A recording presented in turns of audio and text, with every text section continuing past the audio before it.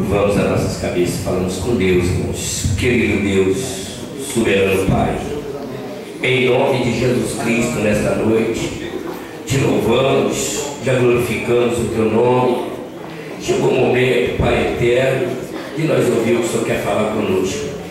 Sabemos que nesta noite os corações já estão preparados através dos louvores que já foram entoados a ti, Pai.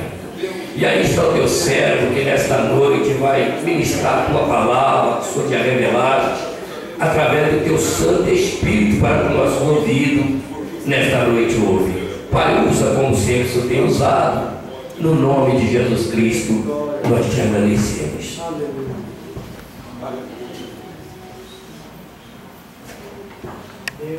Cumprimento os irmãos com a paz do Senhor Jesus, amém? Eu disse que eu cumprimento os irmãos com a paz do Senhor Jesus. Amém. Vocês estão contentes hoje? Amém. Está mesmo, irmãos? Vira para a pessoa que está do seu lado e diz: Jesus está aqui. Hoje ele está aqui e ele vai falar com as nossas vidas aqui, amém? Livro do profeta Joel. Aleluia. Quero aqui louvar a Deus pela vida do pastor Antônio Carlos. Deus abençoe, pastor. Segunda vez estou retornando a este santo lugar para estar fazendo menção do nome de Deus Todo-Poderoso. Ao meu amigo, cadê meu amigo? Eu não estou vendo ele. Paulo. Deus abençoe. Também foi o canal para que nós estivéssemos aqui hoje. Aos pessoal, aos irmãos que também confiou de eu estar aqui hoje, sendo mensageiro, porta-voz de Deus para esse congresso. Ao meu amigo em particular, o operador Ailton, que sempre que pode estar nos acompanhando aí, irmãos. A ausência da minha esposa, que lá na nossa congregação, irmãos, a nossa irmã muito amada foi vítima de assassinato e não pôde estar aqui comigo hoje para a gente glorificar a Deus. Mas eu trago a paz dela, amém, irmãos? A paz do meu pastor local, pastor Antônio, e ao nosso pastor presidente, pastor Mossi.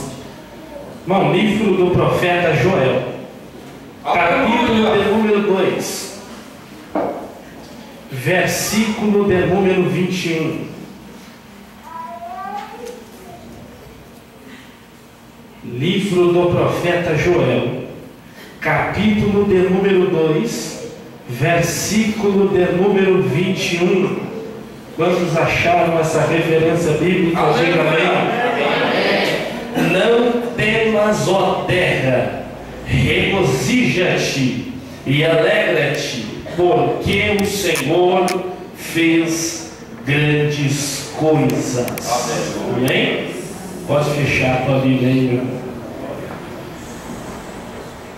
Nós, nessa noite, estamos diante de um texto bíblico aonde nos revela a grandeza de um Deus todo-poderoso, de um Deus grande, de um Deus magnífico, não havendo outro Deus semelhante ao nosso Deus, um Deus que nós não conseguimos ver com o nosso olhar fixo ou nosso olhar carnal, mas um Deus que se faz presente no meio do teu povo nessa noite de hoje. Esse congresso de nada adiantaria se não tiver a presença desse Deus grande.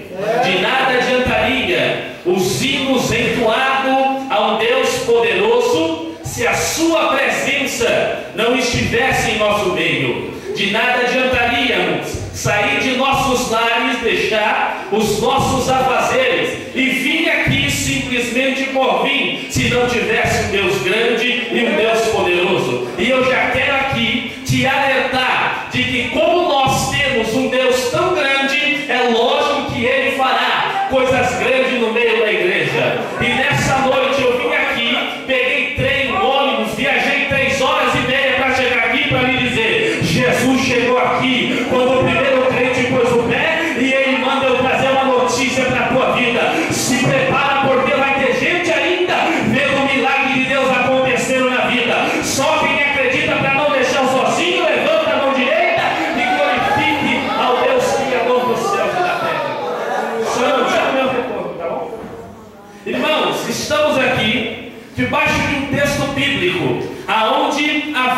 tinha uma promessa para o povo de Judá. Sabemos que o povo, devido à rebeldia de ir contra os preceitos do seu próprio Deus, do Deus poderoso, Deus Jeová Jireh, então agora vendo Deus e permitindo Deus que o povo o rebeliasse e isse contra os seus preceitos, Ele permite que venha uma nuvem, e dentro dessa nuvem traz praga, e a praga começa a assolar a terra daquela nação, daquele povo. Aquele povo havia sem necessidade de plantar, colher e levar o seu alimento para casa. Agora a história nos diz que veio uma terrível devastação de gafanhoto, comendo trigo, comendo a terra, comendo tudo que se plantava naquele local, e não podendo trazer o sustento para a sua família. Penso eu aqui que os agricultores daquela época, desesperados e perguntando por que vinha tão grande juízo sobre o povo de Judá, a história nos diz que acaba-se a plantação, acaba-se o alimento daquele povo, acaba o alimento, não tendo mais recurso. Vendo o profeta Joel, Deus o levantar agora para pregar, para proclamar o seu evangelho, a sua palavra, para que o povo se convertesse e voltasse para o Deus Todo-Poderoso, o Criador dos céus e da terra. Penso eu que após um dia de trabalho, o agricultor chegava em casa e o seu filho perguntava: pai, cadê o trigo para nos alimentar? E ele dizia: filho, não tem trigo hoje para nos alimentar, e muito menos alimento para nós. O óleo cessou, a oliveira foi comida pelos gafanhotos, a uva foi comida pelos gafanhotos, o trigo foi comido pelos gafanhotos, e nas minhas mãos não tem nada. Eu vim para a casa de mão vazia. Você já conseguiu imaginar dentro da casa, dentro do lar, quando não há comida, quando não há alimento, muitos se desesperam, Senhor, ou também a sua senhora, porque sabe que sem alimento, é óbvio, nós temos certeza disso, que a morte há de chegar, que a morte há de se encontrar. Nós sabemos, se ficarmos um certo tempo sem nos alimentarmos, logo vem sobre as nossas vidas a fraqueza, vem a desnutrição, vamos se acabando, se gastando, até evoluirmos a óbito. Então você já imaginou? Só aquela pessoa que já perdeu, alguém da sua família sabe o que eu estou falando, ou alguém mais próximo sabe também o que eu estou falando. A morte é a única certeza de nós, seres humanos, temos nessa terra. Se você me perguntar amanhã o que eu vou fazer, eu tenho até os meus planos para fazer, mas não sei se vai ser concretizado, devido à morte pode nos interromper em questão de segundo. Um certo dia eu estava vendo um culto em uma igreja, onde um presbítero pegou o microfone já idôneo, já avançado